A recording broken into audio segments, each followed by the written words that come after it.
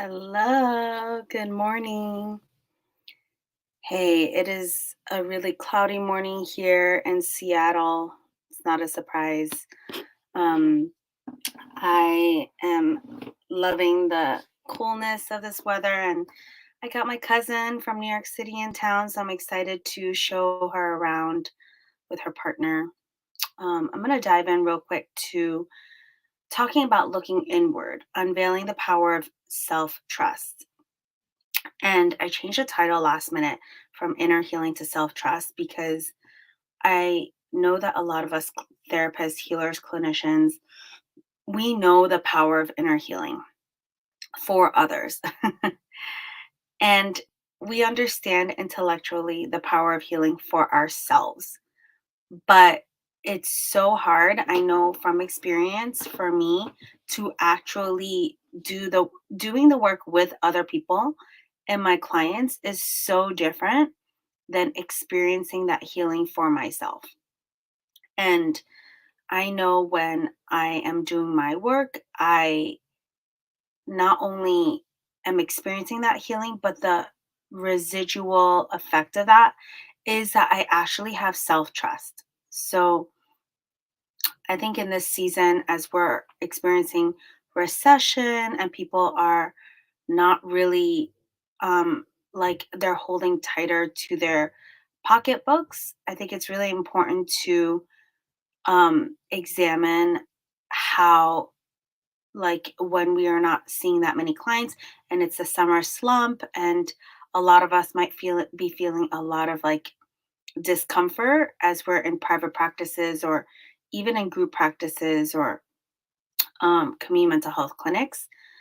It can be really, we can feel that like chaotic, like anxiety from other people bringing that into our client sessions and from our clients going like away, maybe like seeing us less or canceling therapy altogether because of the recession. And this, out of any time, is the season to work on like our building our self trust during the times where it's very chaotic. It could stir up a lot of discomfort. This is a time when a lot of us tend to, for me, I'm a Virgo. I tend to reach for like practical like strategies to go towards business strategies to like tighten up my Psychology Today profile, or even I'm even exploring going on insurance panels in this season, which is like never been the case for me. And it's been a huge shift for me. So I know that, like, for me, I could go towards action rather than looking inside to be like, okay, what is going on inside? What do I need to do? What do I need to explore and work on inside? I posted something yesterday about how, as a mom of three, the only time that I have to reflect is in the shower. And if y'all know, as parents, like, the shower is a joke because you got kids banging on the door, you got kids yelling for you, you got kids crying. Sometimes if they're super young, like, time in the shower can cause high levels of distress. So, like, for parents out there that understand this, like, time in the shower is no joke. It's like not relaxing. But right now, sometimes that might be the season that you're in, is like the only time that you have as a clinician to reflect is time in the shower or time right before you go to sleep. And that could feel really guilt inducing, really hypocritical, because you're asking your clients to make space to reflect themselves. But for us, it could be such a huge practice and huge difficulty. Like, for me, I'm just going to speak for myself, to make space for myself, to make space to just like process the emotional experience of having of being a clinician. And so, if you are in this season, like many of us, feeling overwhelmed and moving to chaotic action, if your clients are not experiencing the progress that they would like and you would like in the time frame that maybe you have both promised, you and them have both agreed on, as if there's like a time frame that we can impose on our healing. But sometimes that can happen where we're like, okay, I promise you this that this will happen by this time frame and it doesn't. Or clients are frustrated and wanting answers or solutions with urgency. I know a lot of my Asian American clients, they come in and they're like, I want answers fast. I want some sense of moved with some sense of urgency. And usually they're feeling super hopeless. So they want solutions. They want you to come in and fix them. They want, like, they see themselves as damaged. So they're like, well, I bring my car into the car shop and my mechanics fix them. I bring my body to the doctor and my doctor just like does something to fix me. And I go to the chiropractor and they literally fix you. And acupuncturists, they do something to you. In therapy, it's like a collaborative thing. So in healing, it's a collaborative thing. So a lot of folks are like, well, I'm bringing myself to you. Why aren't you giving me what I need? And they want to be experiencing like answers quick. And sometimes we can merge with that urgency and get caught up in it and be in it versus be with it. And so, what I'm inviting you to as a therapist, if you're experiencing this overwhelm, this chaos, and this burnout, this like over functioning, your over functioning is actually a way for us to get control and safety. So, I want to honor that. And I want to be curious about like what is going on within us that we find ourselves having more empathy, which is emerging with the client's experience and taking on the client's feelings versus compassion. So, compassion is being with them, and empathy is being in their feelings with them, in their feelings. So, a lot of what I think burnout can look like, and this comes from a mentor that shared this with me, Kim Paulus, is um, burnout is actually empathetic distress when we are too empathetic with our clients and we're in it with our clients versus with our clients with their feelings. So, for us in my program, one of the things that I work with is how to be with your clients versus blended in your clients' feelings.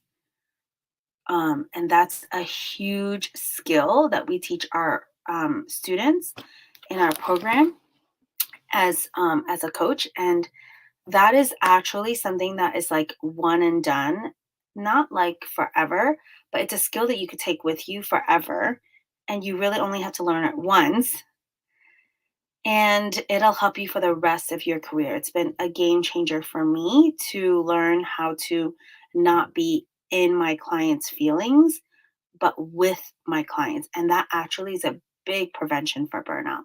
So when I have clients that come in to my sessions or new clients that see me, they're like, oh my gosh, I'm feeling so much of a sense of urgency. You need to help me right now. I need clarity on something. I need like answers. I could be with them, but not in their urgency and not have to like meet their urgency with them um, and be caught up in it.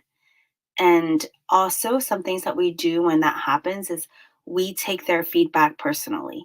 So, like, they're like, well, you're not giving me answers fast enough. You're not fixing me fast enough and effectively. So, you must be doing a bad job. And that is, like, again, clients projecting their frustrations onto us. And we're just someone that is just a safe and close enough person that they could do that, convenient enough to do that. And of course, we're going to take their feedback into consideration, but not taking that personally is actually also a huge skill to learn how to not take that personally and how to have a little bit of like compassionate, like distance with our clients and their projections.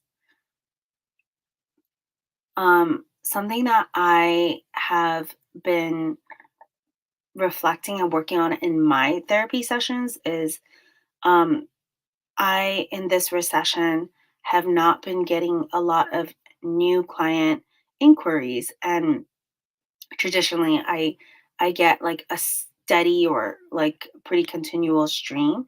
And with the recession, for a lot of good reasons, a lot of people are like hanging tighter um to their pocketbooks. And what I was noticing was, I parts of me that rely I during these times when this happens, I noticed I was getting really insecure. I was like questioning my worth, questioning my like effectiveness as a therapist, questioning my value.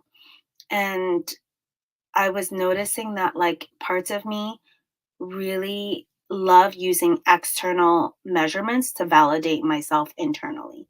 And whenever things are not happening fast enough, like an example for these external measurements are like, if you're not getting a steady stream of inquiries, if you as a therapist are not seeing your clients progress as fast enough, or you're not seeing your clients like transition in and out of your practice fast enough, or if they're like, or if you don't have the credentials that you want, or there's like so many external ways to measure our progress or success.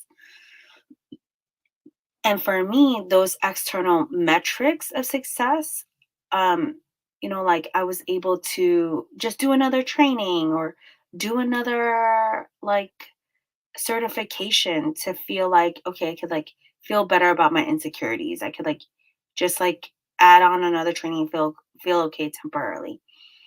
But right now in this season, I'm not looking to add any more certifications. I have many certifications.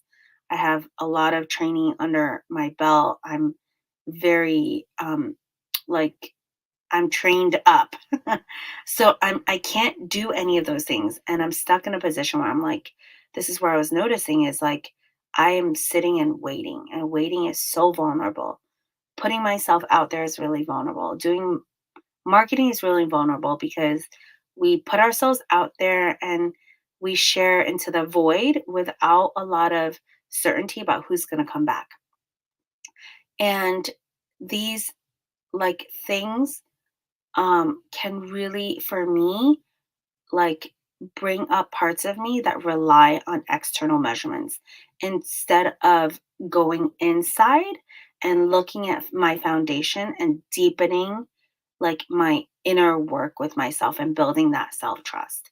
Like, I spent so much time in my career building my self trust through external metrics, through trainings, through like noticing my clients' progress, noticing how many people are coming to see me.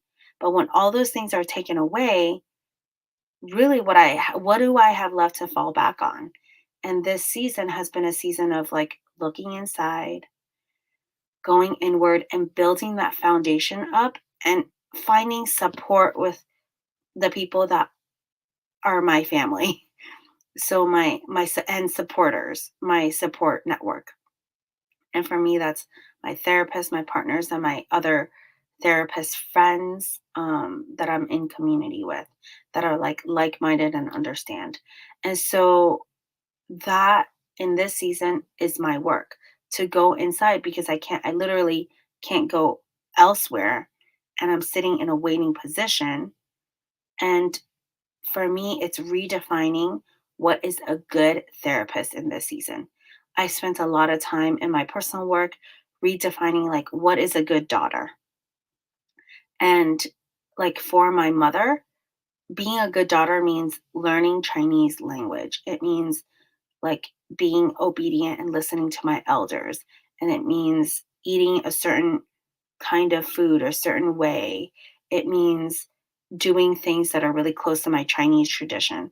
And for me, I have redefined that. I do not see myself as like a good child anymore in her eyes. And I am more than okay with that. In fact, I feel very free and liberated from her like projections towards me. And for myself in this season, I'm redefining what it means to be a good therapist. A good therapist has a lot of referrals coming in, has a lot of good client progress with their clients, has good rapport, has a lot of good therapist friends, or like I'm just trying to think about like what how do I define good and as like a professional, and I want to make my own rules.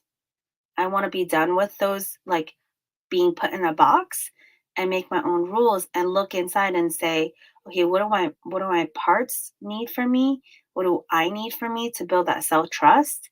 And how do I want to define good for myself?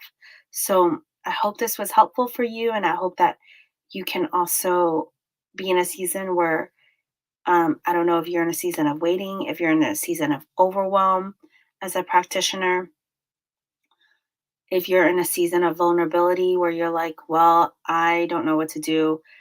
Um, I don't know, my money wounds are being brought up. If your money wounds are brought up in this season, I want to reach out to you to let you know. Hi, Tyra. Good to see you. I'm actually wrapping up, Tyra, but you can watch this in the replay. I was just sharing a little bit about like when when like folks are overwhelmed, like and experiencing chaos in their businesses, chaos in their like burnout in their businesses. What is needed in this season? Is it business strategies like reaching out, getting more trainings? Or and my invitation is to look inward and to do some internal work to build that self trust up. All right, Tyra, good to see you too. And I will catch y'all on the replay. Please let me know if you're watching this in the replay. I'll see you tomorrow. Bye.